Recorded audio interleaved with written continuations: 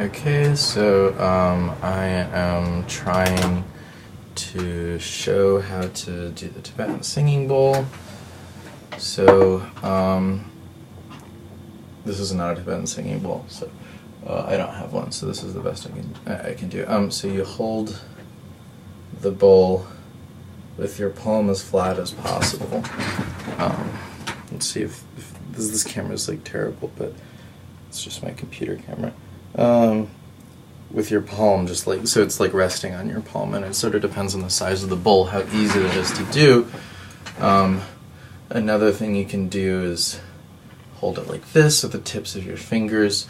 The point is that you just don't want to be touching the sides of the bowl itself as much. I mean, this bowl has like a little lip here, which the Tibetan singing bowls don't.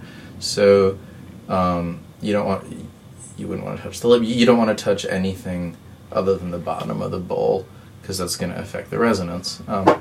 So then you hold your stirrer, your like rod thing, and you want to get it as you're holding it like you're going to stab somebody basically, and you want it as perpendicular to the edge of the bowl as possible. So like 90 degrees exactly. And again, this camera it's difficult to see. So, and you want it to touch, and it doesn't have to be like this or like that. You just want it on the felt part of your stirrer thing.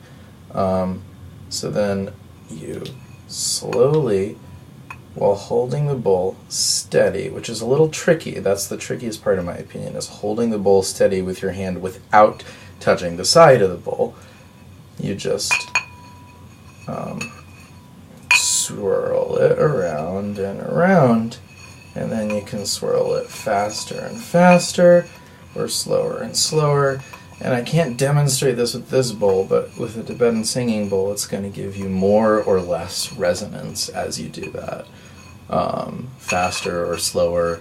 And you can sort of, and you can't really demonstrate this, you just have to sort of sense it, but you can press in a little harder or a little less hard against the side of the bowl. You usually want to be pressing in pretty hard, about as hard as you can manage, because you want there to be a strong, continuous contact with the bowl.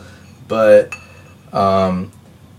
you can sort of press even harder. I was touching the side of the bowl there, and you can't actually do that Tibetan singing bowl. You can press a little harder, or sort of like not pull it completely away, because you shouldn't be losing contact with it, but make it like lighter. So that's basically it. And so hold the thing like this, or I mean, you could hold it like this, or however is comfortable, but for me it's kind of like, it's sort of like stirring a pot of soup, like but you're going to do it on the outside, and with holding it flat, holding it like this, perpendicular on the outside, and smooth, slow motions with strong, continuous contact that you can vary in order to create different tones. And that's basically it, as far as, at least as far as my knowledge goes.